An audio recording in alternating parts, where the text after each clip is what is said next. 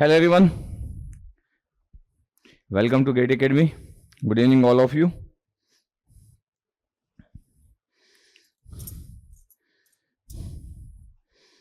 तो last class में जो हम डिस्कशन कर रहे थे, जिस जगह पे हम थे,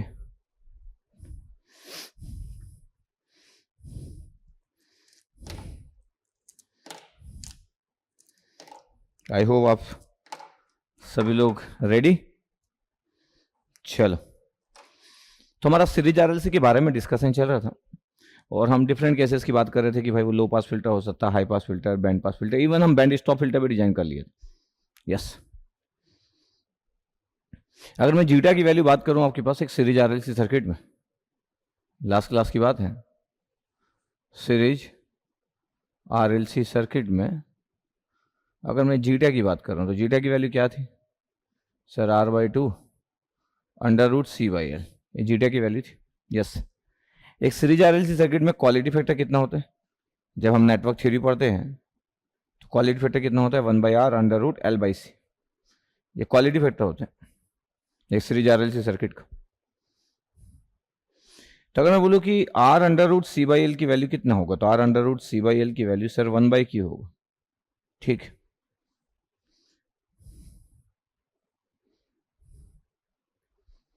इतना लिखा है आपके पास। और अगर मेरे को R/2 करना है आपके पास, इसका मतलब है कि R/2 √C/L अगर मेरे को परफॉर्म करना है तो कितना होगा? 1/2Q। लेकिन R/2 √C/L तो डैम्पिंग रेशियो होता है, इसलिए बोला जाता है कि zeta equal to 1/2 quality factor या quality factor equal to 1/2 zeta, एक ही बात है। This result is valid for the second order system, is valid for, क्योंकि सेकेंड ऑर्डर सिस्टम में जीटा की बात करते हैं, valid for second order system, second order system, valid for second order system. Okay sir, quality factor 1/2 zeta. इसका मतलब कोई second order system में क्वालिटी फैक्टर पूछ रहा है तो आपको अगर डैम्पिंग रेशियो पता है तो आप सिंपल क्वालिटी फैक्टर बता सकते हो। Very good result. अलग बात है, क्वालिटी फैक्टर एक नेटवर्क में हम डील करते हैं, नेटवर्क का पैरामीटर है क्वालिटी फैक्टर। तो क्वालिटी फैक्टर लिखे हम लोग, एनर्जी स्टोरेज कैपेबिलिटी होता है। तो कंट्रोल सिस्टम में क्वालिटी फैक्टर की बात कोई करता नहीं क्योंकि नेटवर्क का पैरामीटर है। फिर कोई नेटवर्क में डैम्पिंग रेशियो की बात नहीं करता, तो दोनों मिलके फिर ऐसा हो जाता है कि ये दोनों कंबाइन नहीं हो पाते।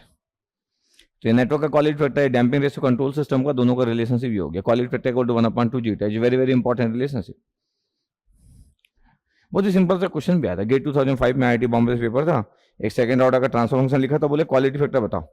कई लोगों को क्लिक भी नहीं करता कभी कभी कैसे निकालेंगे करके। तो जब भी इस टाइप की कोई बातें कर रहे तो हमेशा एक सेकंड ऑर्डर सिस्टम दिए। सर अगर थर्ड ऑर्डर सिस्टम दे देंगे तो नहीं, थर्ड ऑर्डर सिस्टम देंगे नहीं क्योंकि इतना कॉम्प्लिकेटेड एनालिसिस होता नहीं। थर्ड ऑर्डर सिस्टम को तो जीटा किसी को नहीं पता, तो वही देंगे जो पॉसिबल है और वही दिए हैं। तो क्वालिटी फैक्टर 1/2 जीटा, याद रखिएगा। तो ये स्टोरी थी आपके पास लास्ट क्लास के सीरीज आरएलसी नेटवर्क की।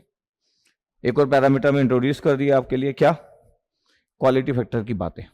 ओके सर, अगर मैं बोलूं कि सीरीज आरएलसी सर्किट अगर ये है तो पैरेलल आरएलसी सर्किट में क्या होता होगा? अगर मैं बोलूं कि पैरेलल आरएलसी सर्किट में भी क्वालिटी, ये मतलब डैम्पिंग रेशियो सेम रहता होगा कि नहीं रहता होगा? Parallel RLC circuit, parallel RLC circuit, ये R है, ये L है और ये C है, ये पैरेलल सर्किट। अब पैरेलल सर्किट में वोल्टेज का रेशियो तो निकालेंगे नहीं, तो 1 हो जाएगा। तो पैरेलल आरएलसी सर्किट में कई बार हम लोग I इनपुट लिख दिए, this is I input, I input T, और पैरेलल सर्किट है तो करंट की बात कर ली, किसी भी जगह से करंट निकाल सकते हैं, I आउटपुट T, कोई भी ब्रांच लिख सकते थे। ये एक में फिगर बना दिया पैरेलल आरएलसी का, एक इनपुट करंट बना दिया, एक आउटपुट करंट बना दिया। अगर मैं आपको मैं बोलूँ कि ट्रांसफॉर्म डोमेन क्या होगा तो बहुत ही सिंपल है कि R का R होता है, L का LS होता है, C का 1/CS होता है, करंट डिवाइडर रूल लगाएंगे। लेकिन मैं R और L का ना कंबाइन कर सकता हूँ। तो सबसे पहले तो मैं एक फिगर बना देता हूँ, बेसिक ट्रांसफॉर्म डोमेन का फिगर। R, L का कितना हो गया सर? LS, ये R है, C का कितना हो गया? 1/CS हो गया। ओके, ये जो इनपुट करंट है आपके पास, I input current, I input S हो गया है ये, और ये I आउटपुट S हो गया। सबसे पहले क्या करंट डिवाइडर रूल लगाना भी है, तो ये जो दोनों पैरेलल में कनेक्टेड है, दोनों जो पैरेलल में कनेक्टेड है, इनको यूज कर लो। कैसे? R into L S upon R plus L S. तो R L S upon R plus L S, ये इम्पिडेंस हो गया जो बीच में लगा हुआ था। फिर से एक फिगर बनाए, बोले कि ये इम्पिडेंस हो गया किसका? आर और एल के पैरेलल का, और अभी भी पैरेलल में सी लगा हुआ है जिसकी वैल्यू 1/CS है, और यहां से आई आउट करंट फ्लो रहा, क्योंकि पैरेलल सर्किट में वोल्टेज गेन नहीं होता। क्यों सर वोल्टेज गेन क्यों नहीं होता? अरे दोनों पैरेलल में तो वोल्टेज सेम होगा ना, तो वोल्टेज गेन तो 1 हो जाएगा पैरेलल का। अब मेरे को करंट डिवाइडर रूल लगाना। करंट डिवाइडर रूल में हमेशा अपोजिट ब्रांच के इंपेडेंस से मल्टीप्लाई होता है from the current divider rule, from CDR current divider rule. क्या होगा आपके पास? आई आउट एस की वैल्यू, सर जो आई इनपुट एस की वैल्यू है वो मल्टीप्लाई होगा अपोजिट ब्रांच में जो ZRL था, जब निकाल के रखें, divide by ZRL plus 1/CS। ये तो सर ट्रांसफर फंक्शन क्या हो गया? करंट गेन का ट्रांसफर फंक्शन क्या हो गया? I out S upon I input S. ये क्या हो गया? ZRL की वैल्यू कितना हो गया? RLS upon R plus L S upon RLS upon R plus L S plus 1/CS। R plus L S और सी एस ऊपर अगर ले लिए तो सी एस ऊपर चला गया, तो RLC/S² हो गया। ओके सर, ये हो गया RLC/S²। और क्या हो गया सर? ये R प्लस एल एस हो गया। ठीक है भैया, RLC से डिवाइड कर दो, RLC से डिवाइड कर दो, ऊपर क्या बचा? S² बचा, S² बचा, प्लस RLC से डिवाइड किए तो S/RC आ गया, और यहाँ से R गया तो 1/LC आ गया। ये ट्रांसफर फंक्शन आ गया आपके पास करंट गेन का। सर वोल्टेज गेन लिखते सभी लोग, अरे भाई वो सीरीज होता है इसलिए वोल्टेज गेन लिखते हैं, और हर जगह सब लोग सीरीज का फिगर हमेशा ड्रॉ करते हैं।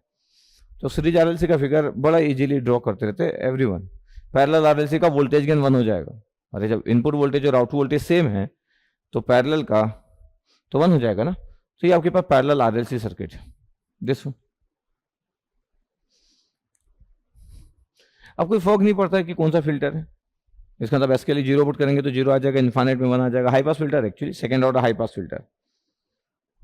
Second order high pass filter का क्या मतलब है sir? High frequency current signal. Why current sir?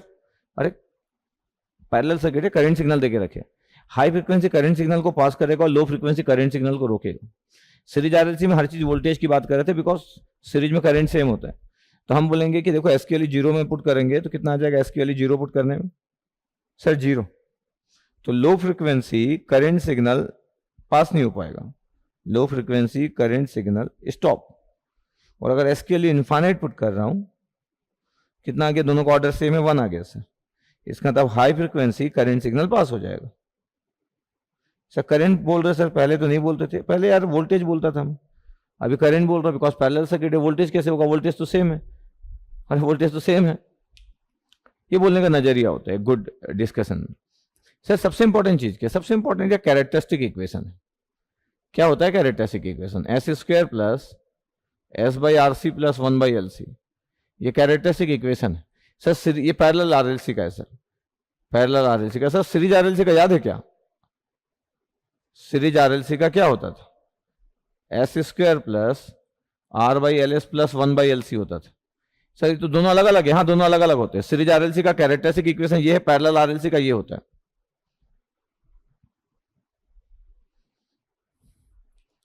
तो सर ω(n²) की वैल्यू तो 1/√LC हो गया, 1/LC।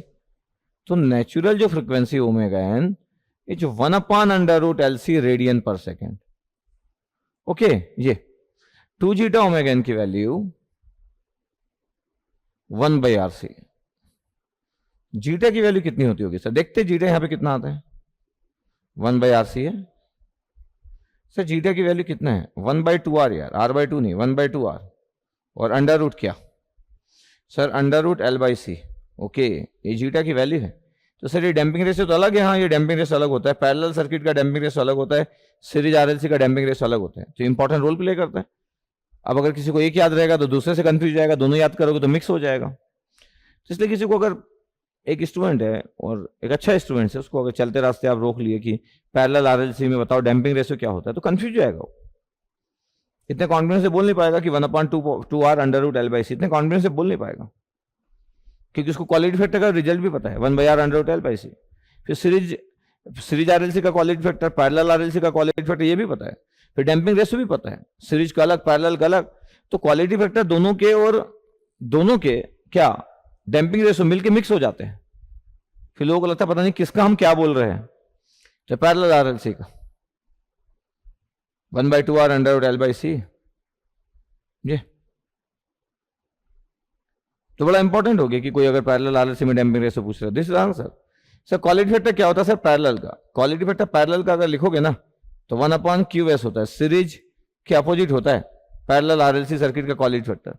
1/r under root L by C था ना, तो यार under root C by L हो गया, R under root C by L हो गया भैया। क्वालिटी फैक्टर पैरेलल आरएलसी का, सीरीज आरएलसी के अपोजिट।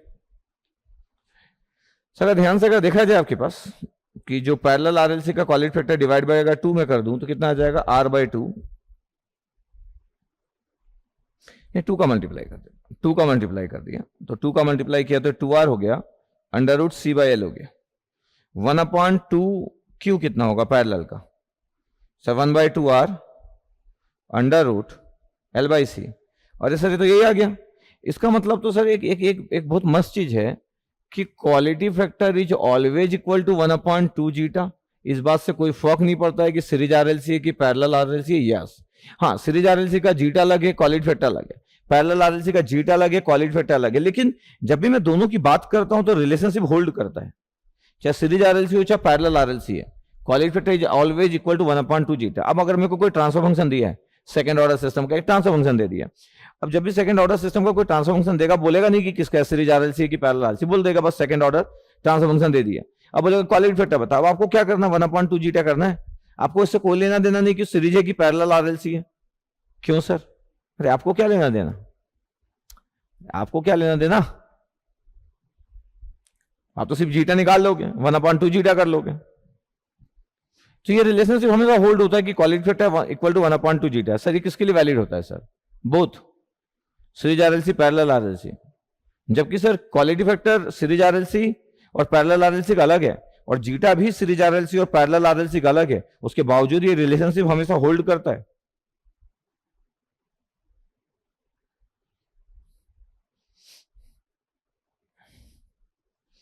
तो एक बार आप चेक कर लेंगे, बोलेंगे क्लियर एंड नोटेड।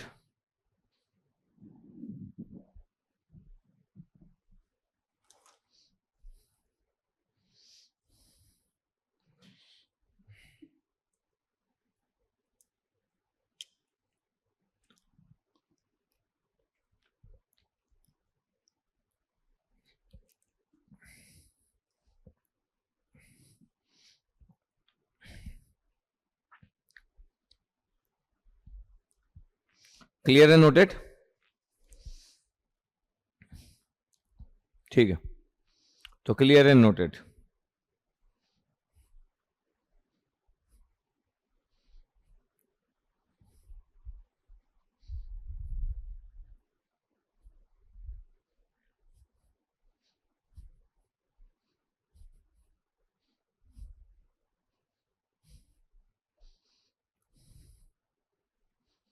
ठीक, हाँ यस। चलो यहां पे आ जाता हूं, इस जगह से पूरी चीजों को हटा देता हूं, यहां से पूरा। इसका मतलब सर अगर दोनों का कैरेक्टरिस्टिक इक्वेशन मेरे को पता है तो अच्छी बात है, बिल्कुल अच्छी बात है एकदम।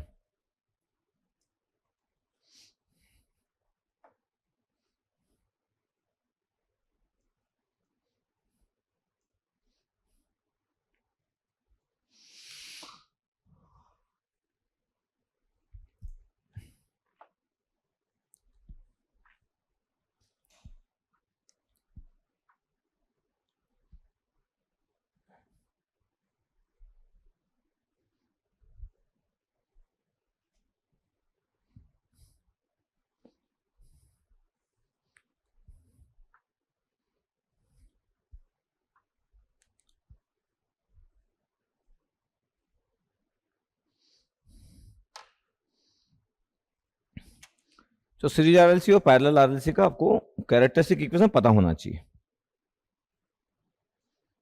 तो दो आपके पास इंपॉर्टेंट चीज हो गई कि भाई सीरीज आरएलसी ये है, कैरेक्टरिस्टिक इक्वेशन आपको पता होना चाहिए आर एल सी, और पैरेलल आरएलसी हो गया, इसका भी कैरेक्टरिस्टिक इक्वेशन पता होना चाहिए। पहली पॉसिबिलिटी की आपको याद है, पहली पॉसिबिलिटी की आपको याद है, दूसरी पॉसिबिलिटी की आपको याद नहीं है, तो फिर आप डिवाइडर रूल लगा लोगे। ये तो इसका characteristic equation sir S square plus R by L S plus 1/LC is equal to 0। इसका characteristic equation S square plus S by R C plus 1/LC। जी, या तो याद है, या तो याद है। इससे आपका जीटा और ओमेगा सब निकल जाता है। कभी कभी मैं ऐसा करता हूं कि सेकेंड ऑर्डर इक्वेशन मेरे को क्रिएट करना होता है, ये मैं अपने लिए करता हूं। कभी मेरे को नहीं याद है, बहुत बरसों बीत गए सपोज करो, और मेरे को कोई बोल रहा है कि यार इसका कैरेक्टरिस्टिक इक्वेशन क्या होता है, मैं सीधे इंपेडेंस लिख लेता हूँ R plus L S plus 1/CS। मेरे को पता है कि सी एस एलसीएम लूंगा तो L C S square plus R C S plus 1 divide by C S. मेरे को ये भी पता है कि सेकेंड ऑर्डर इक्वेशन वो ऊपर वाला है, L C S square plus R C S plus 1 equal to 0। तो sir S square L C का डिवाइड किया तो आर बाई एल एस आ गया प्लस 1/LC आ गया। कितना देर लगा मेरे को, ये मेरा स्टाइल है। मैं डायरेक्ट इंपेडेंस देख लेता हूँ, मेरे को पता है सेकेंड ऑर्डर इक्वेशन ही तो चाहिए। किसी को थोड़ा सा अगर अच्छा नॉलेज है तो उसको डाउट ज़्यादा आ जाएगा। उसको डाउट कैसे आ जाएगा, सर आप तो बोले थे सर कि न्यूमरेटर जो होता है सर वो तो जीरोस होता है, डिनोमिनेटर पोल्स होता है। तो फिर ये आपके लिए नहीं है, क्योंकि मतलब आपके पास नॉलेज भी ठीक ठाक है, बहुत ज़्यादा भी नहीं है। उन लोगों को प्रॉब्लम नहीं होता है जो लोग ज़्यादा सोचते नहीं, जो लोग थोड़ा सा सोचते हैं, रिस्की होता है कई बार। तो सर ये तो न्यूमरेटर है सर, ये कैरेक्टरिस्टिक इक्वेशन कैसे हो गया, ये सब जब मैं कर रहा हूँ तो मेरे को तो पता ही है ना कि मैं क्या कर रहा हूँ करके। ये मेरे लिए है, ऐसा किसी जगह मिलेगा नहीं। जैसे ये लिखना है तो मैं उसका एडमिटेंस लिखना पसंद करूंगा। कर मैं कुछ भी सकता हूँ, 1/R है, मेरे को पता है 1/LS है और ये CS है, एडमिटेंस लिख दिया भैया, RLS LCM ले लिया। क्यों, क्योंकि मेरे को आंसर चाहिए तुरंत। फिर RLCS स्क्वायर हो गया, मैं उठा लूंगा ऊपर से किसको, अरे जो भी सेकेंड ऑर्डर इक्वेशन होगा उसको उठा लूंगा। ये LS plus R is equal to 0, RLC से डिवाइड करो तो S square plus S/RC plus 1/LC is equal to 0। ये आगे मेरा क्यों आ गया, क्योंकि मेरा स्टाइल है। अब ये किस बुक में थोड़ी मिलेगा ऐसा, बुक में तो वोल्टेज गेन निकालेंगे, करंट गेन निकालेंगे।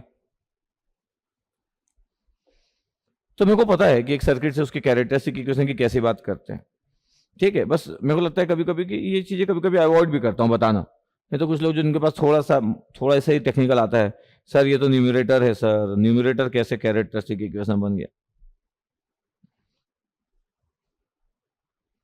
तो सब बातें हैं, ठीक है। मेरे को पता है कि मेरे को कैसे यूज करना है। मेरे को सेकंड ऑर्डर इक्वेशन तो चाहिए, इम्पिडेंस या एडमिटेंस उठा के लेके आ गया, सेकंड ऑर्डर जो था उसको उठा लिया मैं, उसको उठा लिया मैं। तो मैं ऐसा इसलिए कर लेता हूँ आपके पास कि मेरे को क्यों प्रेशर रहेगा इतना, करंट गेन थोड़ी निकालता रहूंगा बैठ के मैं, अगर मेरे को याद नहीं आ रहा तो। अब याद नहीं आ रहा तो क्वेश्चन नहीं बनेगा, ऐसा थोड़ी है।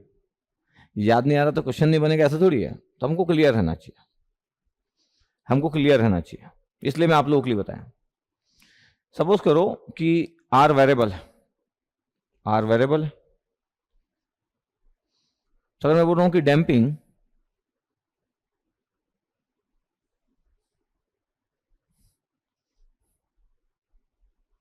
जीटा और आर, ये आर की वैल्यू चाहिए, ये आर की वैल्यू चाहिए। बट आर की जब वैल्यू चाहिए तो जीटा की वैल्यू कितना है, 1/2R अंडर रूट L/C। इस चीज को भूलना नहीं चाहिए अपने को। सपोज करो ये अनडैम्ड है, सपोज करो ये अनडैम्ड, तो इससे जीटा 0 होगा। अगर 0 को लिख दिया 1/2R अंडर रूट L/C, एक ही केस में जीरो हो सकता है अगर आर की वैल्यू कितना हो, सर जीरो। अरे आर जीरो कैसे हो जाएगा यार, आर इनफाइनाइट होगा। पैरेलल में एलिमेंट जीरो नहीं होते हैं, नहीं तो नेटवर्क डिस्ट्रॉय हो जाता है। पैरेलल में अगर एक भी जीरो हो गया तो सब निपट जाएंगे, सब शॉर्ट सर्किट हो जाएंगे। इसलिए पैरेलल वाली चीजें जब भी कुछ हटना रहता है वो इनफाइनाइट होता है, सीरीज वाली चीजों में जीरो होता है। ये आर की value infinite sir, under damped होगा तो अंडर डैम्ड की बात करें तो जीरो से लेके वन तक, जीरो से लेके 1/2 R under root L by C less than 1। Okay, मैं अगर इधर चले जाऊं, आर की वैल्यू निकालना, जीरो इधर ले जाऊं तो इन्फाइनाइट आ जाएगा। तो इन्फाइनाइट से इधर चले जाऊं तो कितना आ जाएगा आपके पास, आर की वैल्यू ये है, आर की वैल्यू इस साइड रखेंगे तो पता है कितना आ जाएगा आपके पास, आर की value greater than 1/2 under root L by C और लेस देन इन्फाइनाइट। चेक करो, चेक करो आपके पास। कभी कभी ये इक्वेशंस लोगों को थोड़ा सा टफ लग जाता है। क्यों सर, ये आर निकालना है इसमें से, मैं बोलूँ कि यार इन दोनों को देखो और आर निकालो। Sir R less than infinite, zero नीचे करोगे ना, इसमें से आर ग्रेटर देन 1/2, क्योंकि आर इधर चला गया तो 1/2 under root L by C. Check करो ध्यान से, क्रिटिकल टाइम में प्रॉब्लम नहीं क्योंकि जीटा 1 है। जब जीटा 1 है तो 1/2 R under root L by C is equal to 1।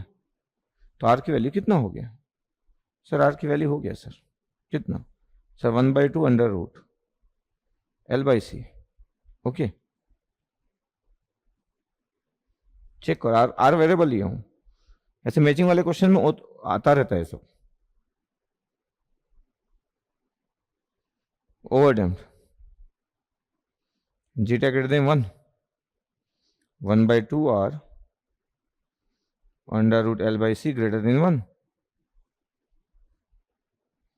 तो R less than 1/2 under root L by सी।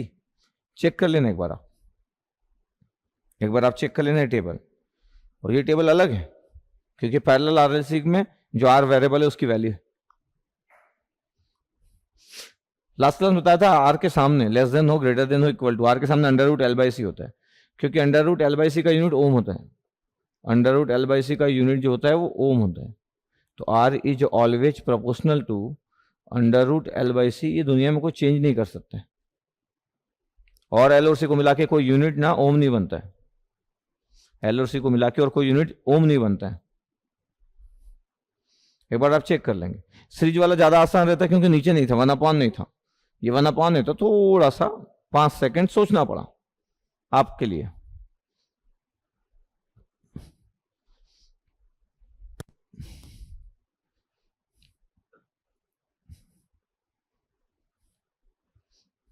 अच्छा, मैं कुछ गड़बड़ कर दिया क्या? आर की वैल्यू ग्रेटर था ना, आर की वैल्यू तो ग्रेटर था इसमें, ये मैं मिस्टेक कर दिया। इससे ज़्यादा होना चाहिए, इन्फाइनाइट से कम होना चाहिए यार। 1/2 under, sorry, L by C greater than R और less than, yes yes yes, ये मिस्टेक कर दिया था। ये इधर आर जाएगा ना, ये सॉरी। तो आर की वैल्यू इससे ज़्यादा होना चाहिए और इन्फाइनाइट से कम, और इससे अगर कम है तो ओवर डैम्ड है, इससे ज़्यादा है बट इन्फाइनाइट से कम तो अंडर डैम्ड है, इन्फाइनाइट है तो अनडैम्ड है, और उसके बराबर है तो क्रिटिकल डैम्ड है। ठीक है, चेक कर लीजिए।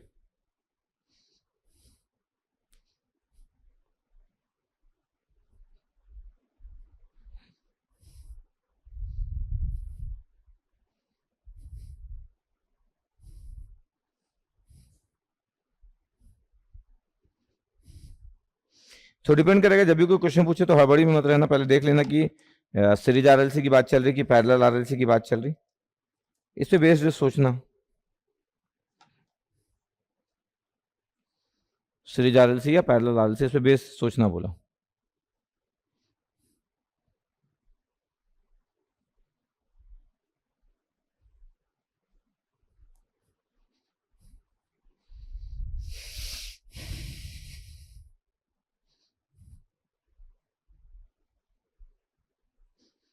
चेक कर लिया एक बार, आप देख लीजिए एक बार आप।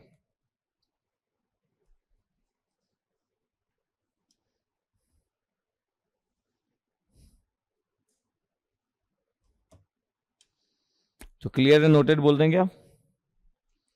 तुमने स्टाइल बता दिया आपको कि कैरेक्टरिस्टिक इक्वेशन आपको पता है तो ठीक है, नहीं पता है तो आप हेल्प ले लेना इम्पीडेंस या एडमिटेंस की, उठा लेना उसमें से वैल्यू, यूजुअली आपको पता चल जाएगा। ऐसा मैं करता हूँ नॉर्मली, ऐसा मैं अपने लिए करता हूँ अगर बहुत दिन हो गया तो। वैसे तो याद रहता है मेरे को सब, कैरेक्टरिस्टिक इक्वेशन तो सिंपल ही है, बट फिर भी अगर बहुत समय हो गया, सपोज करो 5-10 साल हो गए और मैं कंट्रोल सिस्टम 10 साल से देखा ही नहीं हूँ, सपोज करो आफ्टर 10 ईयर्स कोई मेरे से पूछ रहा है कि डैम्पिंग रेशो कितना होगा, तो 10 ईयर्स से अगर कंट्रोल सिस्टम नहीं देखा तो इट्स वेरी टफ कि मैं बता सकूं कि क्या होगा। तो फिर मैं क्या करूंगा, यही करूंगा जो बोर्ड में लिखा हुआ। क्यों? क्योंकि अगेन मैं 20 सेकंड में बता दूंगा, लेकिन मेरे को तरीका पता है कि मैं यही करने वाला।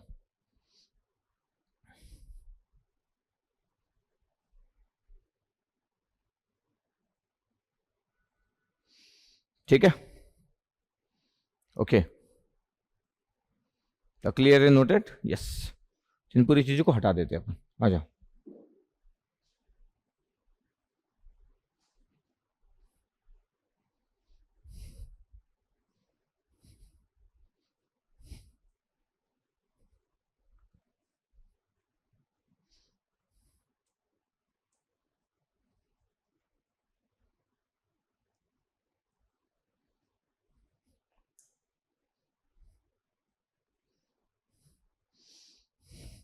तो पूरी बातें थी इम्पल्स रिस्पॉन्स से रिलेटेड, अपन बात करना चालू किए थे, इम्पल्स रिस्पॉन्स से रिलेटेड, इम्पल्स रिस्पॉन्स में ऐसा होगा वैसा होगा, ये सब बात कर रहे थे हम।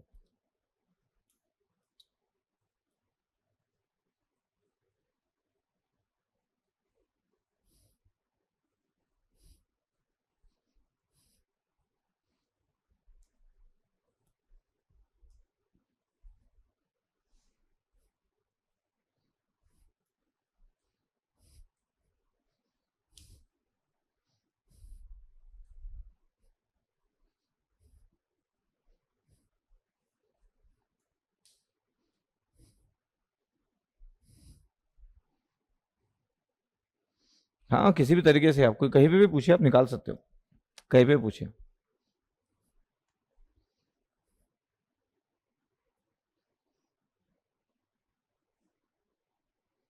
Step response of second order system,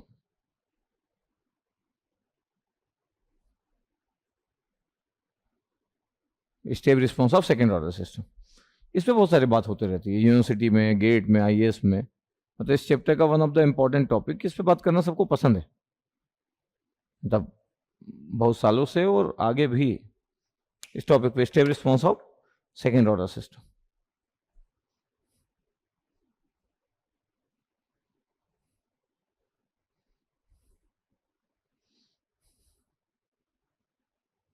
R of T equal to UT है,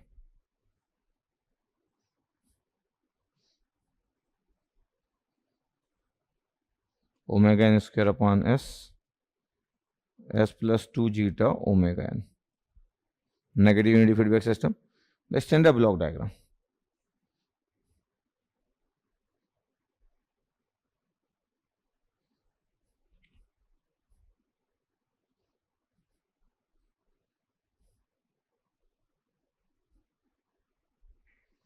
unit step response, because input is UT, unit step signal, तो यूनिट स्टेप रिस्पॉन्स है भाई।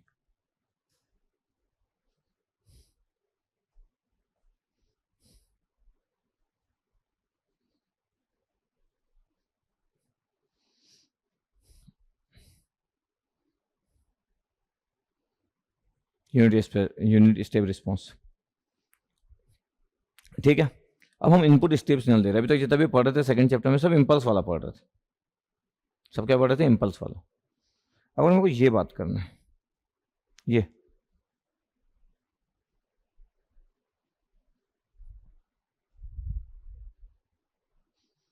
यूनिट स्टेप रिस्पॉन्स, अगर मेरे को ये बात करना है तो मेरे को पता है यार ट्रांसफर फंक्शन क्या होगा। सर ट्रांसफर फंक्शन तो हमको पता ही sir, close loop transfer function G of S upon 1 plus G of S. Yes sir, तो ट्रांसफर फंक्शन ही है सर, कोई तो ऑलरेडी अपन जानते हैं क्या sir, omega N square upon S square plus 2 zeta omega N S plus omega N का स्क्वायर। ये तो वैसे भी जानते हैं सर। इसमें क्या चीज़ है सर, डी सिगन 1 है सर, ओके, डी सिगन 1 है, ठीक है, ओके, ये तो हम जानते ही सर, ये तो स्टैंडर्ड ब्लॉक डायग्राम है सर, सभी लोग यही यूज करते हैं, पूरे जितने लोग बुक लिखते हैं, ठीक है। ट्रांसफर फंक्शन क्या होगा सर? इनपुट सर आपका यूटी है, तो लाप्लास ट्रांसफॉर्म क्या हो गया? यूटी का 1/s। लास्ट टाइम इम्पल्स था, अब आपके पास ये हो गया output upon input, transfer function है ना, C/R omega n square upon s square plus 2 zeta omega N S plus omega N का स्क्वायर। ये अगर मैं बोलूँ कि C ऑफ S की वैल्यू क्या है,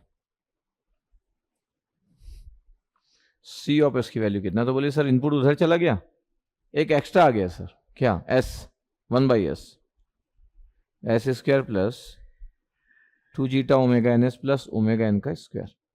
ओके, ये लास्ट टाइम 1/s नहीं था क्योंकि इम्पल्स था, अभी 1/s का टर्म है, थोड़ा सा कॉम्प्लिकेटेड दिख रहा होगा, कॉम्प्लिकेटेड नहीं, बड़ी सिंपल है, बस देखने में लग सकता है। इसमें भी हम डिफरेंट केसेस की बात कर सकते हैं कि केस नंबर 1 में क्या होता है। केस नंबर 1 मतलब अनडैम्प्ड ऑसिलेशन, अनडैम्प्ड ऑसिलेशन मतलब zeta equal to 0। Okay sir, with undamped oscillation C of S की वैल्यू कितनी होगी? Omega N square upon S square plus omega N का स्क्वायर। ये हो गया सर, ठीक। इसका partial fraction sir A/S plus BS plus C upon S square plus omega N का स्क्वायर, क्योंकि नॉन लीनियर टर्म, तो omega N square equal to A के साथ क्या आ रहा है? S square plus omega N का square plus BS plus C into S आ गया sir. Okay, put S equal to 0, तो omega N square equal to A omega N square plus 0, A की वैल्यू 1 आ गई, A की value 1 आ गई। S स्क्वायर को कंपेयर करो, S स्क्वायर को कंपेयर करो, A plus B is equal to 0, B की वैल्यू माइनस ऑफ A मतलब -1। ओके, S को कंपेयर करो, S को कंपेयर करो, तो ये हो गया only C equal to 0। Partial fraction की है हम लोग, ABC की वैल्यू निकाली है, C ऑफ S की वैल्यू फिर से जा रहे हैं हम लोग। क्या है C ऑफ S की वैल्यू सर? A 1/s और B की वैल्यू -1 सर, तो -S, C की वैल्यू 0 है, तो S square plus omega N का स्क्वायर। ओके, इनवर्स लाप्लास, ये स्टेप रिस्पॉन्स लिखने जा रहे हैं हम लोग, 1 minus cos omega N T, u t लिख रहे तो भी चलेगा, बाहर यूटी लिख रहे तो भी चलेगा। ये है आपका step response for undamped oscillation. Check करो एक बार,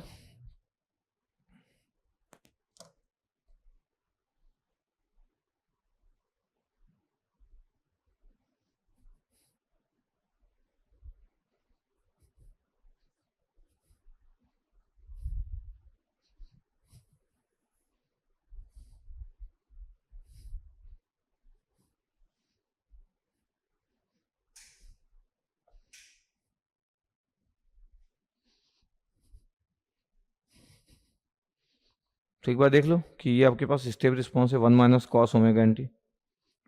चेक करेंगे एक बार आप पूरे कैलकुलेशन को। मैं अगर बोलूँ कि इसका फिगर ड्रॉ करो, तो इसका फिगर ड्रॉ करो जरा, आप फिगर ड्रॉ कर लो आप, ठीक है, फिगर ड्रॉ कर लो, फिर मैं फिगर ड्रॉ करता हूँ, फिर देखते हैं कि कितने लोग इसका फिगर ड्रॉ कर सकते हैं 1 माइनस कॉस थीटा का, 1 minus cos omega N T, कितने लोग इसका फिगर ड्रॉ कर सकते हैं, ये चीज़ों को अपन देखते हैं। ड्रॉ कर लो 1 minus cos omega N T का figure.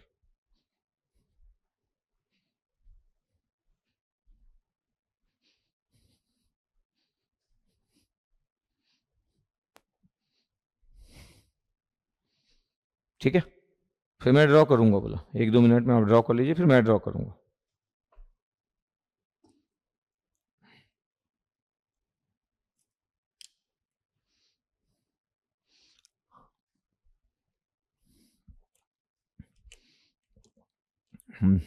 Mister Ram, actually second order system है ना बेटा, S square plus omega N square है, तो पार्शियल फ्रैक्शन में बी एस प्लस सी लिखते हैं ना रे, पार्शियल फ्रैक्शन में बी एस प्लस सी लिखते हैं, S square plus omega N square है, तो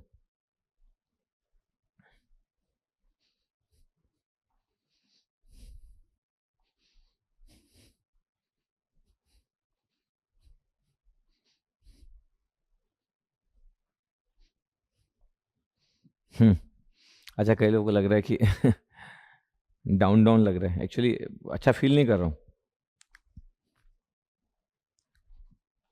अच्छा फील नहीं कर रहा हूँ, तो एक्चुअली इसलिए थोड़ा सा डाउन लग सकता हूँ। बन गया, फिगर बन गया। अगर बोलूँ कि 1 minus cos omega N T T equal to zero पे कितना होगा सर? सी जीरो कितना होगा सर? सी जीरो होगा sir 1 minus cos zero 1 zero sir. Okay, पता कॉस थीटा की मैक्सिमम वैल्यू कितना होता है? 1। मिनिमम वैल्यू कितना होता है? -1। Minimum value -1। इसका मतलब सर अगर मैं फिगर ड्रॉ कर रहा हूँ, कॉस के लिए 1 से ज़्यादा होती है कि नहीं सर? तो फिर तो नेगेटिव होगा नहीं, कभी भी नेगेटिव नहीं हो सकता, जीरो से स्टार्ट होगा, ये 2 तक जाएगा, फिर 2 से जीरो तक जाएगा।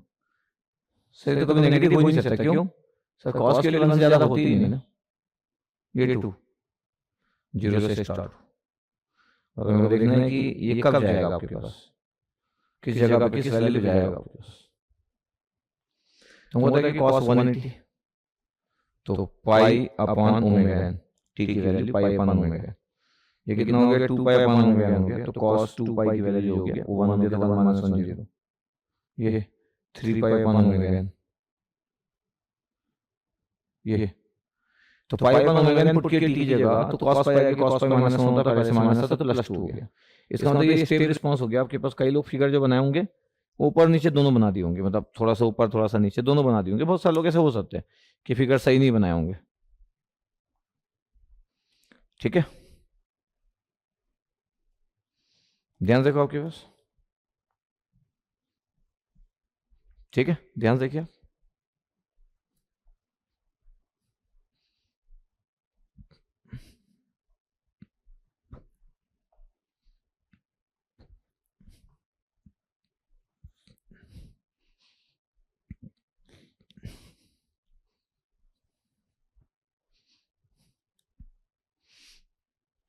कितने लोग एग्जैक्टली यही बनाए, यही फिगर कितने लोग बनाए? एग्जैक्टली यही फिगर कितने लोग बनाए? क्यों sir pi upon omega N क्यों लिखे यार? एक्सिस में टी लिखा हूं ना यार, टी की value pi upon omega N put करूंगा मैं, pi upon omega N put करूंगा तो ओमेगा एन कैंसिल आउट हो जाएगा, कॉस पाई आ जाएगा, कॉस पाई -1, पहले से माइनस है तो 2 आ गया।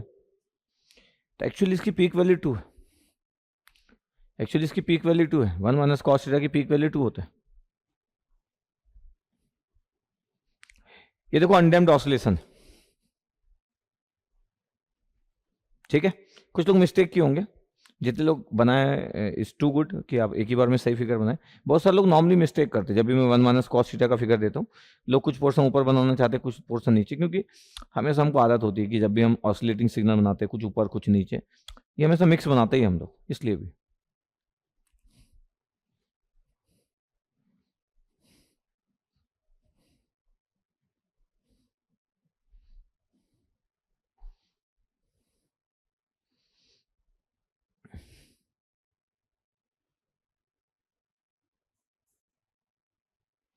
ठीक है, इसी का ध्यान रखेगा आपको।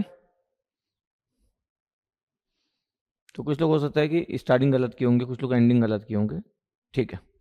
ये एक अनडैम्प्ड ऑसिलेशन है, constant oscillation, sine theta cos theta 1 minus cos theta सब, ये कांस्टेंट ऑसिलेशन, एक अनडैम्प्ड ऑसिलेशन का फिगर, एक undamped oscillation, constant oscillation without damping, without damping the constant oscillation, constant oscillation का चल रहा है। यस सर,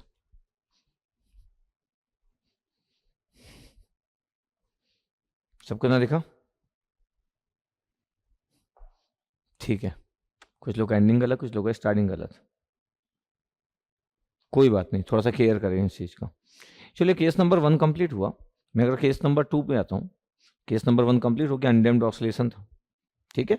तो इम्पल्स रिस्पॉन्स हम पूरा पढ़ चुके हैं, स्टेप रिस्पॉन्स का केस नंबर 1 कंप्लीट किया। आपको लग सकता है कि सर इतनी सारी चीज़ें, ये सब एग्जाम में ये सब आता है, जो भी मैं बात कर रहा हूँ, जो भी मैं बता रहा हूँ, यही सब एग्जाम में आता है। जब आप देखेंगे तो आपको लगेगा अच्छा यही सब पूछते हैं क्या? हाँ, ठीक है। तो आई थिंक सब लोग नोट कर लिए होंगे, ठीक है। तो स्टार्टिंग से यहाँ से हटा देता हूँ, यहाँ से पूरा हटा दो, बस ये छोड़ देना, यहाँ से पूरा हटा दो।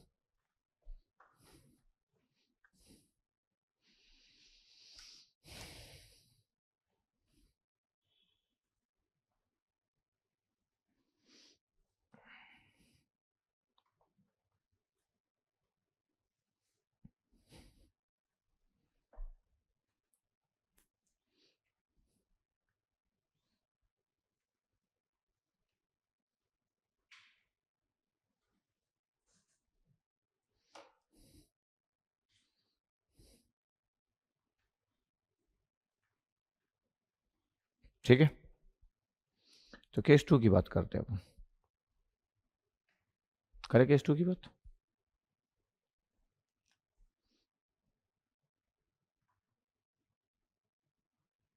Case 2 under damped,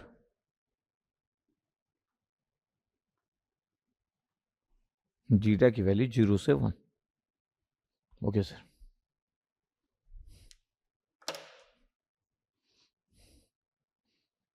C of S की वैल्यू अपने पास omega N square upon S, S square plus 2 zeta omega N S plus omega N का स्क्वायर।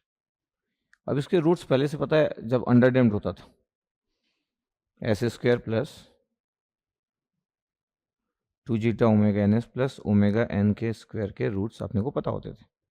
एस की वैल्यू होती थी minus alpha plus minus J omega D. ये आप कैसे होता था, एस की value minus alpha plus minus J omega D, alpha की value zeta omega N, omega D की value omega N under root 1 minus zeta square, इतना होता था।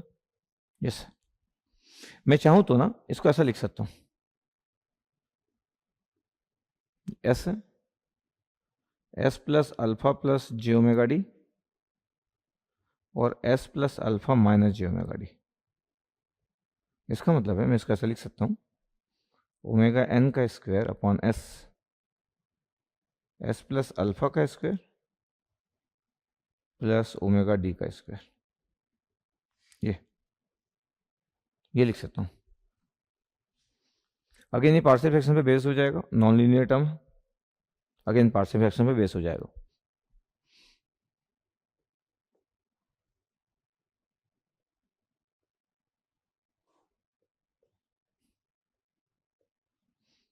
ए upon S plus B S plus C upon S plus alpha का square plus omega D का square.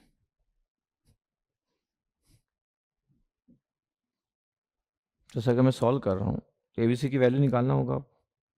ए के साथ आ गया एस प्लस अल्फा का स्क्वायर प्लस ओमेगा डी का square plus B S plus C के साथ कितना आ गया, एस आ गया। चेक कर लेंगे आप, पुट एस इक्वल टू 0, तो omega N square equal to A के साथ आ गया alpha square plus omega D का स्क्वायर, और ये तो 0 हो गया। क्या है अल्फा की value, sir zeta omega N, तो zeta square omega N square, omega D का स्क्वायर मतलब ओमेगा एन का स्क्वायर और 1 माइनस जीटा स्क्वायर। ये ध्यान से देखा जाए तो zeta square omega N square cancel out हो गया, ए की वैल्यू 1 आ गया, ए की वैल्यू 1 यार, omega N square cancel out हो गया।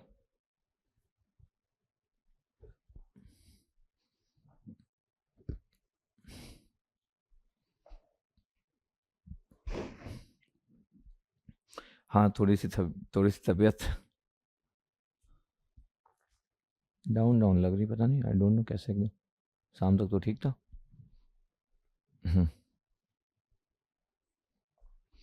अगर मेरे को एस स्क्वायर कंपेयर करना है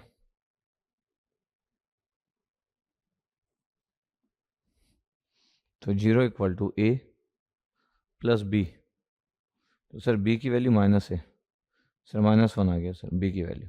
ओके, अगर मेरे को एस को कंपेयर करना है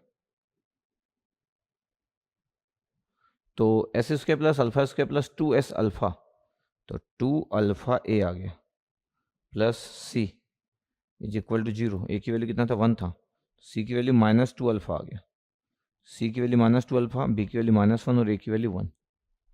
ठीक है, तो अब अगर मैं बोल रहा हूँ कि देखो सी ऑफ एस की वैल्यू कितना है, तो बोले ए अपॉन एस है और ए की वैल्यू कितना है, 1 है, तो 1 by S, B S plus C है, बी की वैल्यू माइनस है तो माइनस बाहर ले लिए, तो एस प्लस 2 अल्फा हो गया। सर प्लस कैसे हो गया, तो माइनस था, माइनस बाहर ले लिया, एस प्लस अल्फा का स्क्वायर प्लस ओमेगा डी का स्क्वायर।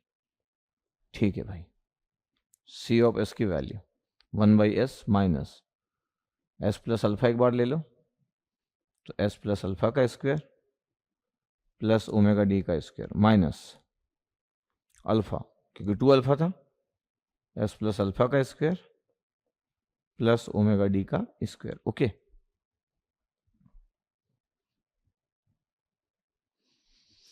फर्स्ट का इनवर्स लाप्लास पॉसिबल है, सेकंड का पॉसिबल है, थर्ड में प्रॉब्लम है। थर्ड में क्या है, ओमेगा डी ऊपर होना चाहिए था क्योंकि साइन होने वाला है, थर्ड वाला साइन होने वाला है, बट अल्फा में तो क्या करते हैं, ओमेगा डी को मल्टीप्लाई कर लेते और डिवाइड भी कर लेते, तो बचेगा alpha by omega D.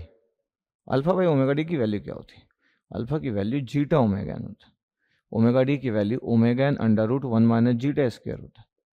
Omega N cancel out हो गया तो ये बच गया zeta upon under root 1 minus zeta square. Okay, चलो इनवर्स लाप्लास लिखते हैं अपन। तो क्या आ रहा है step response, 1 minus e raised पर minus alpha t cos omega D t minus zeta upon under root 1 minus zeta square. कैसे पता किए, जो बच गया था वहां से, ई रेस्ट पर minus alpha t sine omega D t, sine omega D T, ये लिखे हम।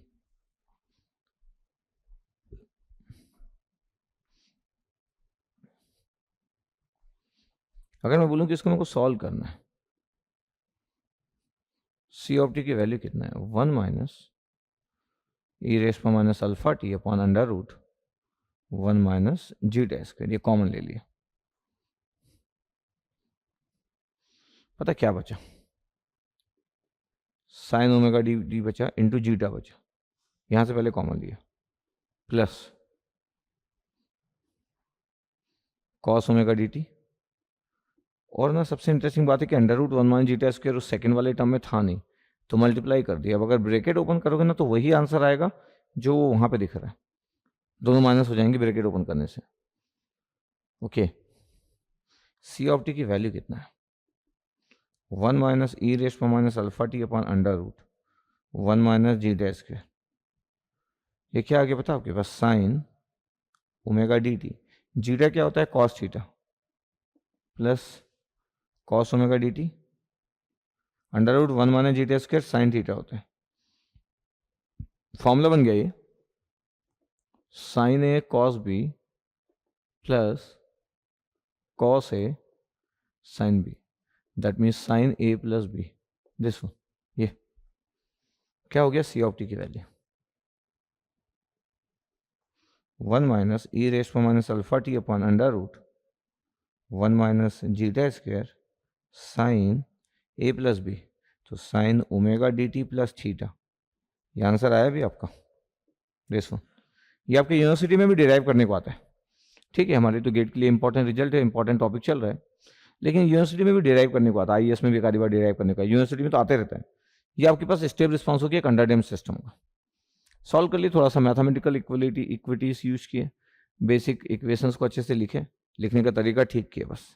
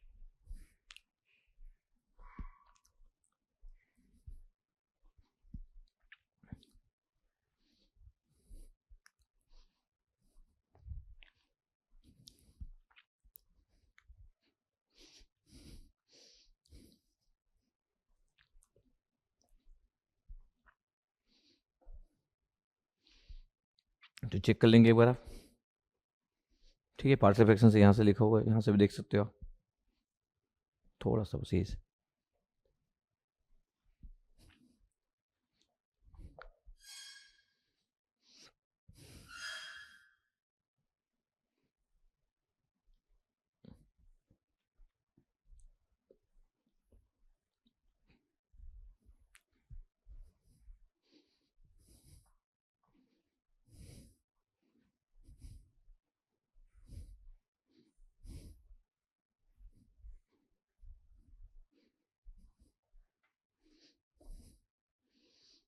तो एक बार आप चेक कर लेंगे कि yes sir clear and noted. GATE के पेपर में आपके लिए वो रिजल्ट इंपॉर्टेंट है, लेकिन बट फिर भी आपको एक बार दिखना चाहिए मैथमेटिक्स, तो मैं मैथमेटिक्स सॉल्व कर दिए, उस रिजल्ट का अप्लीकेशन भी इंपॉर्टेंट होगा।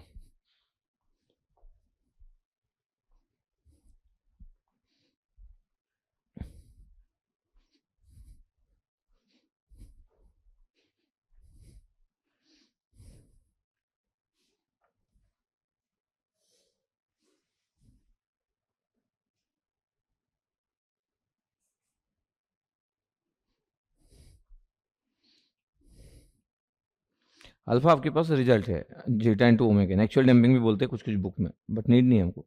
तो अल्फा रिजल्ट है जीटा ओमेगा का। चलो इसको मैं यहाँ से हटा देता हूँ, इस जगह से स्टार्टिंग से हटा देता हूँ, यहाँ से बस ये छोड़ देना 1 और 2, यहाँ से पूरा ब्लैक वाला पूरा हटा दो।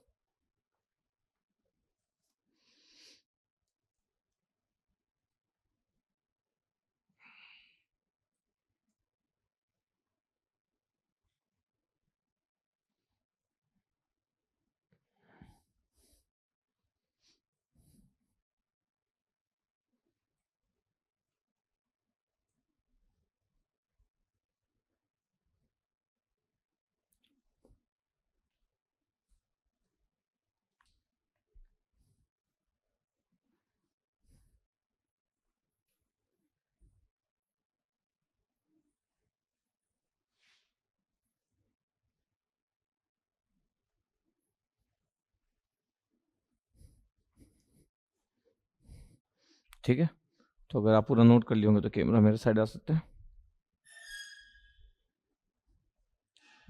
यहाँ देखिए कैमरा। तो अभी हमारे पास अंडर डैम का केस चल ही रहा है, तो सी ऑफ टी का जो रिजल्ट हम फाइंड आउट किए 1 माइनस ई रेस पॉस अल्फा टी, अल्फा की वैल्यू कितना zeta omega N T upon under root 1 minus zeta square sine omega D T plus theta. ये हर जगह ये सबसे इंपॉर्टेंट रिजल्ट माना जाता है ये। ठीक है सर, टी इक्वल टू 0 पे कितना आएगा सर? 1 माइनस ई रेस पर minus 0 upon under root 1 minus zeta square sine theta. Sir sine theta और under root 1 minus zeta square cancel out, दोनों सेम होते हैं। तो 1 माइनस ई रेस पर minus 0, 1 minus 1 0। Sir initial value 0 आएगा sir, okay. Final value step response की sir 1 minus ई race पर minus infinite और बाकी सब टर्म जो भी है ये तो क्वेश्चन मार्क हो जाएगा, ये 0 हो जाएगा। Under root of 1 minus zeta square sine infinite तो वैसे भी क्वेश्चन मार्क होता है, तो 1 माइनस 0 हो गया एक्चुअली, तो 1 आ गया फाइनल वैल्यू। तो इनिशियल वैल्यू 0 फाइनल वैल्यू 1 है, बड़ा इंपॉर्टेंट है। इनिशियल वैल्यू 0 फाइनल वैल्यू 1 है। मैं किसी को बोलूँ, देखो आपके पास फिगर है, ये टी, ये सी ऑफ टी,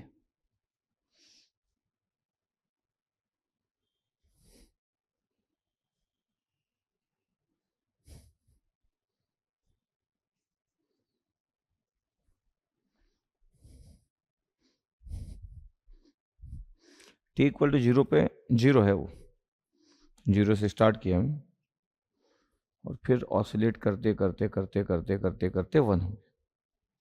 कभी कभी लोग इस फिगर से कंफर्टेबल नहीं रहते, लेकिन फिगर सही है क्योंकि लोगों को ये 0 देखने की वाली आदत है, ऊपर वाला मिडिल वाला। तो अभी वो फाइनल वैल्यू यहाँ पे हम रेफरेंस में किसी को भी कुछ भी ले सकते हैं। दूसरा फिगर जो कॉम्पिटेटिव एग्जाम में ज़्यादातर बना रहता है, दूसरा फिगर वो बड़ा कंफर्टेबल फिगर, तो बुक वाले 2 फिगर यूज करते हैं, कॉम्पिटेटिव एग्जाम वाले सेकंड वाला फिगर ज़्यादा यूज करते हैं। इसमें किसी को डाउट नहीं आता, 0 से स्टार्ट हो रहा है, ऑसिलेट करते करते करते करते 1 हो गया। तो ये फिगर बुक में मिलेगा, एग्जाम में भी मिलेगा आपको, पहला वाला फिगर भी मिलता है, लेकिन इस फिगर में किसी को डाउट नहीं होता है सर 0 से 1 हो रहा है सर, ओके। वहाँ पे इसलिए डाउट होता है पहले वाले फिगर में क्योंकि हम नॉर्मली मैं 1 वहाँ लिखा हूँ जिसको सब लोग 0 बोलते हैं रेफरेंस को।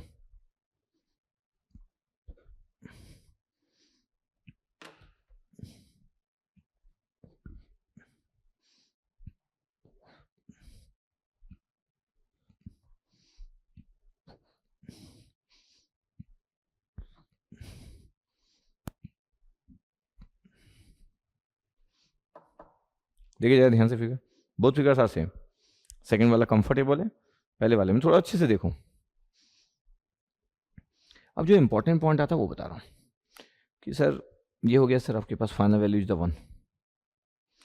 पता आपके पास जब भी हम इसकी बात करते हैं, ये जो एक्सप्रेशन है, जो एक्सप्रेशन है सी ऑफ टी, ये हर जगह किसी भी बुक में यही मिलेगा, देखिए कंडीशनल है। सबसे ज़्यादा यूज भी यही इक्वेशन होता है कॉम्पिटिटिव एग्जाम में, लेकिन ये कंडीशनल है। क्या कंडीशनल सर, ध्यान देखिएगा। पता आपके पास इस केस में ना आपका इनपुट क्या है sir, step signal. Okay, DC gain क्या है सर, वो 1 था, तो बुक तो डीसी गेन 1 पे ही ऊपर लिखी रहती है, ठीक है, इसमें कोई प्रॉब्लम नहीं है। मैं किसी को बोलूं कि if DC gain equal to K, if DC gain equal to K और इनपुट यूटी है, ये इनपुट वही है पर डीसी गेन के है, तो हर जगह ऊपर के आ जाएगा। इनवर्स लाप्लास लेंगे तो हर जगह क्या आ जाएगा, तो सी ऑफ टी की वैल्यू क्या आएगा सर, क्या आ जाएगा सर ऊपर, बाकी सेम हर रिजल्ट में क्या आ जाएगा, क्योंकि डीसी गेन अगर के है आपके पास तो बाहर तो के रहेगा ना। तो ये रिजल्ट आ गया sir, sine omega D T plus theta. Okay, ये रिजल्ट आ जाएगा, ठीक। Sir if input equal to a you t है, मतलब हाइट है स्टेप सिग्नल्स का है, और डीसी गेन 1 है, डीसी गेन 1 है, तो डेरिवेशन सोचो इसका लाप्लास ए बाई एस होगा, इनपुट का लाप्लास ए बाई एस होगा, और ए बाई एस उस साइड जाएगा। इनवर्स लाप्लास जब करते थे, पार्शियल फ्रैक्शन करते थे, तो ए बाई एस उस साइड जाता था। पता सी ऑफ टी की वैल्यू क्या होगी सर, ए बाई एस उस साइड जाएगा, तो a 1 minus e raised power minus zeta omega N T upon under root 1 minus zeta square, ये sign omega D T plus theta. Okay sir, this ये अगर input आपके पास उसका जो height है ए, डीसी गेन 1। अगर हम अपनी बात करते, if input is A you T step signal with the height A और डीसी गेन के, तो सोचो अब डीसी गेन भी के रहेगा तो ऊपर तो के रहेगा ही, और इनपुट का लाप्लास ए बाई एस है, वो भी उस साइड चला गया, तो पता आपके पास सी ऑफ टी की वैल्यू क्या होती है। और ये अपना फेवरेट रिजल्ट है, ए के वाई ए के तो ऊपर ही रहेगा सर, क्यों ऊपर रहेगा, अरे भैया डीसी गेन है ना के, तो के तो ऊपर रहेगा। ए क्यों मल्टीप्लाई हुआ, क्योंकि इनपुट का लाप्लास ए बाई एस होगा, जब उधर ले जाओगे तो ए तो आएगा ना, तो ए के हो गया 1 minus e raised power minus zeta omega N T upon under root 1 minus zeta square sine omega D T plus theta, this answer. ये इसका मतलब है कि अगर मैं बोलूं सर कि इनिशियल वैल्यू कितना है सर, इनिशियल वैल्यू क्या होगा, इनिशियल वैल्यू ए के 1 माइनस ई रेस पर माइनस 0, बाकी तो कैंसिल आउट हो जाएगा सर, तो 0 आ जाएगा, ठीक है। फाइनल वैल्यू कितना आएगा सर, फाइनल वैल्यू ए के है 1 माइनस ई रेस पर माइनस इनफाइनाइट है, तो ए के आ जाएगा सर। इसका मतलब हमारा आज के बाद जो रिजल्ट है वो steady state value of step response in underdamped system क्या है। एक्चुअली सर इनिशियल वैल्यू तो 0 से स्टार्ट होगा, कुछ भी कर लो आप, फिर ये ऑसिलेट करते जा रहा है, ये ऑसिलेट करते जा रहा है। पर जो सबसे इंटरेस्टिंग है कॉम्पिटिटिव एग्जाम, ये सर टेक्स्ट बुक में नहीं मिलेगा, तो हमारी जो स्टडी स्टेट वैल्यू आपको ए के बोलना है, आपको 1 नहीं बोलना है। 1 तो बुक में लिखा रहता है, 1 बुक में लिखा रहता है। क्यों बुक में लिखा रहता है, क्योंकि बुक में ये एज्यूम रहता है कि आपका जो सिस्टम आप ले रहे हो उसका डीसी गेन 1 है और इनपुट का हाइट 1 है, ऐसा कोई अच्छे से केयर नहीं करता, लेकिन बुक में तो यही एजम्पशन के साथ चालू था। अभी हम ये लिख लिए, इसका मतलब है कि ये जो रिजल्ट है हमारा रिजल्ट, ये जो रिजल्ट है हमारा रिजल्ट है, हम इसके बिना और कुछ नहीं सोचेंगे। अब अगर आपको याद रखना है तो आप मैं बोल सकता हूँ कि steady state values the A K Arvind Kejriwal, आप याद रख सकते हो कि steady state values the Arvind Kejriwal. इससे ये होगा कि इसको भूलना आसान नहीं होगा कि सर स्टेप रिस्पॉन्स की जो स्टडी स्टेट वैल्यू होती है अंडर डैम में सर अरविंद केजरीवाल होता है सर, जिसमें कि अरविंद जो है वो हाइट ऑफ स्टेप सिग्नल है और जो केजरीवाल है वो DC gain of close loop transfer function है। सर अगर हाइट ऑफ स्टेप सिग्नल 1 हो गया तो ए की वैल्यू 1, और सर डीसी गेन 1 हो गया तो के की वैल्यू 1, तो ए की वैल्यू 1 हो जाएगी, तो बाहर कुछ नहीं बचेगा, जो बुक का एजम्पशन है। अगर ए की वैल्यू 1 है, यूनिट स्टेप सिग्नल है, तो ए की वैल्यू 1 और डीसी गेन 1 है, तो ये ए की वैल्यू 1 हो जाएगी, वही आ जाएगा जो बुक में लिखा रहता है। ये बहुत इंपॉर्टेंट है।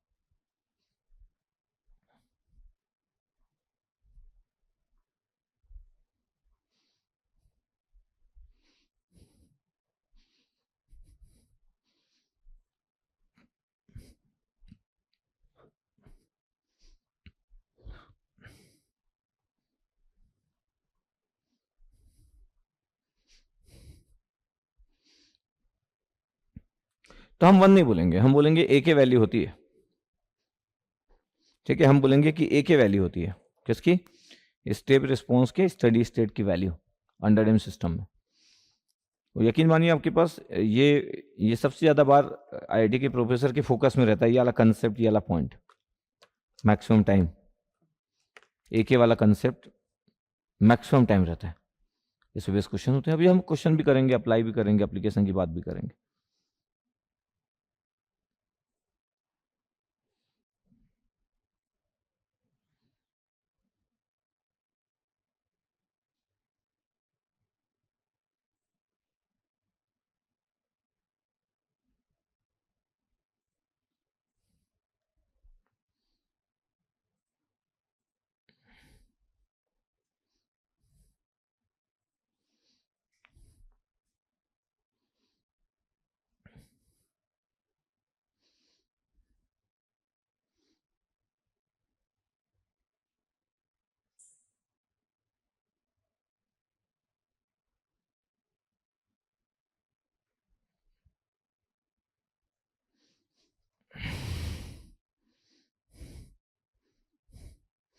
कुछ नहीं है, एक कोई ट्रिक नहीं है यार, एक की जो वैल्यू वो ट्रिक नहीं है भाई। अगर स्टेप सिग्नल्स लेता हूँ तो उसका लाप्लास 1/s होता है, अगर ए यू टी लूंगा तो a/s होगा। भैया आउटपुट निकालते समय तो इनपुट तो मल्टीप्लाई होता है ना ट्रांसफर फंक्शन से, तो a/s तो आएगा ना, डेरिवेशन तो करवाया हूँ मैं, 1/s लिखा था, a/s आएगा तो ए तो रहेगा ऊपर, और डीसी गेन अगर k है तो k भी रहेगा ऊपर, डीसी गेन भी तो ऊपर ही रहता है ना यार ट्रांसफर फंक्शन में, और इनपुट का लाप्लास a/s तो a भी रहेगा आपके पास, तो मल्टीप्लाई होकर a के हो गया। जो कि आप कुछ भी सॉल्व करते रहो a के तो आना ही है, इनवर्स लाप्लास में आप कुछ भी सॉल्व करते रहो a के तो आएगा ही ना।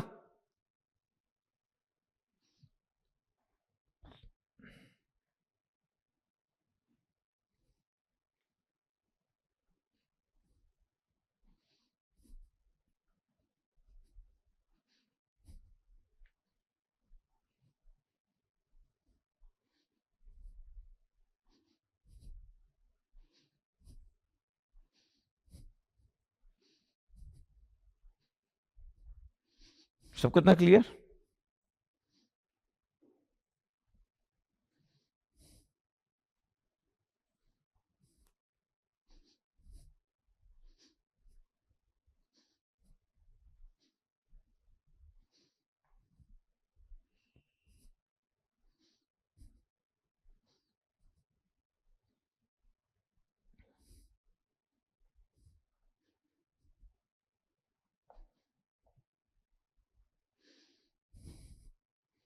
ठीक है, तो क्लियर है, नोटेड ना।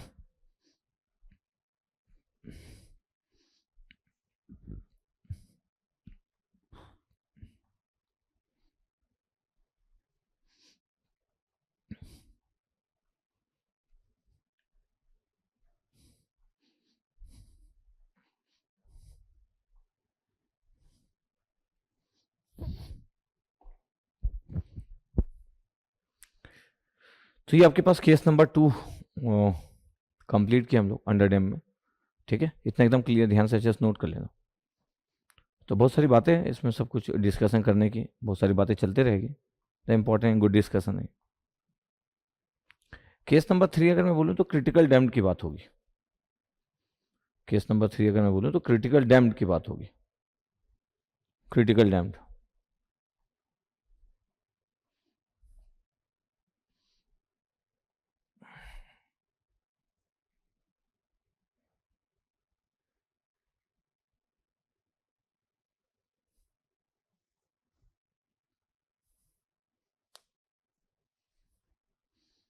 हम्म,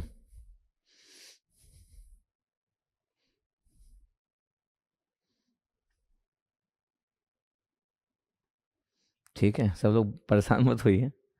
ठीक है, तो चलो इतना ही पढ़ते हैं, अगली क्लास में पढ़ेंगे सोच रहा हूँ मैं। अगली क्लास में पढ़ा। कई लोग लग रहे हैं सर आप एनर्जेटिक नहीं लग रहे हो, एक्चुअली अच्छा फील नहीं कर रहा हूँ, तो एनर्जेटिक नहीं लग रहा हूँ, सोच रहा हूँ मैं कि दिन में तो ठीक था, अभी क्यों वैसा लग रहा है बॉडी में, डिफरेंट टाइप का पेन एंड समथिंग। और क्या है कि आजकल तो कुछ भी होने से ना एकदम ऐसा लगता है ना कोरोना वोरोना वाला पार्ट है, तो वो भी इंसान को लगते रहता है। तो ये सोच रहा हूँ मैं कि मैं जिससे आज मिला हूँ उसकी तबीयत खराब थी तो मैं ये सोच रहा हूँ।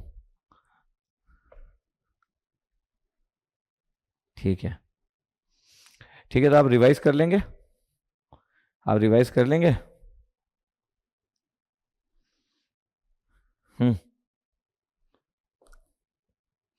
आप रिवाइज करेंगे। हम्म। आज क्लास शांत लग रही है, कभी कभी होना चाहिए ना, इतना तो सारा बोलता रहता हूँ मैं, है। कई लोग को अच्छा लग रहा होगा, इतना खराब खराब बोलता हूँ मैं तो, कई लोग को ठीक लग रहा होगा कि ठीक है सर। वैक्सीनेशन ले चुका हूँ मैं, दोनों ही डोज ले चुका हूँ। तो आप लोग का कैसे चल रहा है, मशीन कैसे चल रहा है, और ईडीसी, ईडीसी खत्म होने वाला है, कम्युनिकेशन सिस्टम जल्दी स्टार्ट होगा, जल्दी स्टार्ट होने वाला है।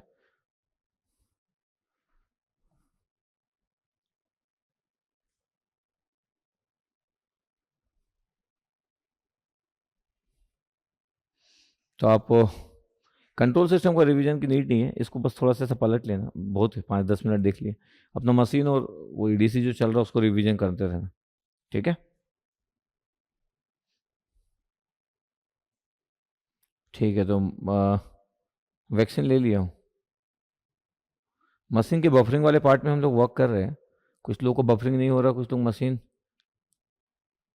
ठीक है। 10 से आप पढ़ ही रहे हो, मॉसफेट चल रहा होगा, तो आई होप कि आप इंजॉय कर रहे होंगे, बहुत ही अच्छा, ठीक है, ठीक है,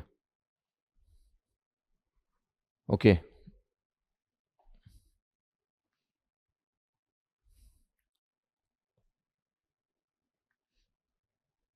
अब अपना केयर करना है ना, केयर करना। मेरे स्वेग की ना, नहीं, मेरे को वैसे ही पढ़ाना, थोड़ा डोमिनेटिंग वे में पढ़ाना पसंद है, तो अभी मैं एकदम आराम से लिख रहा हूँ, इतनी देर से सोच रहा हूँ मैं पढ़ाते पढ़ाते। ठीक है, तो मैं कल लेता हूँ क्लास, आई होप कि कल तक मैं ठीक रहूँ। ऐसा लगता है कि मेरे को नींद लेना चाहिए लग रहा है, पता नहीं क्यों ऐसा क्यों लग रहा है। ठीक है, ठीक है, तो ईडीसी आप इंजॉय कर रहे होंगे सभी आप, तो आप अभी अभी का 9:30 बजे तक बैठ के पढ़ाई करेंगे आप ना, मतलब ऐसा नहीं होना चाहिए कि आप मेरी क्लास हो गई तो आप निकल लिए कहीं पे, अब सीधे आप रात में 10:30 बजे होगी क्लास आपकी मशीन की, तो अभी आप बैठ के पढ़ना ना लगभग, क्योंकि हमारी क्लास चलती रहती 9:30 तक, तो अभी आप बैठ के 1.5 आवर्स तो पढ़ना, 1.5 घंटा तो अभी अपना स्टडी करना, जो भी पुराना जो भी चीज़ है जो भी हो चुका है, रिविजन वाला पार्ट बहुत ही इंपॉर्टेंट है ना, ठीक है। तो रिविजन वाला पार्ट करते रहेगा गुड वे में, ठीक है। जैसे मेरे को लगता है अच्छा, तो कल मैं क्लास लेता हूँ। बाकी हम लोग अच्छा कनेक्टेड वाला फॉर्म पढ़ना चालू कर दिए, यहाँ यहाँ से थोड़ा इंटरेस्टिंग है सब चीज़ें, ठीक है। चलो, आई होप कि कल मैं क्लास प्रॉपर लूँ। Okay, thank you, thank you.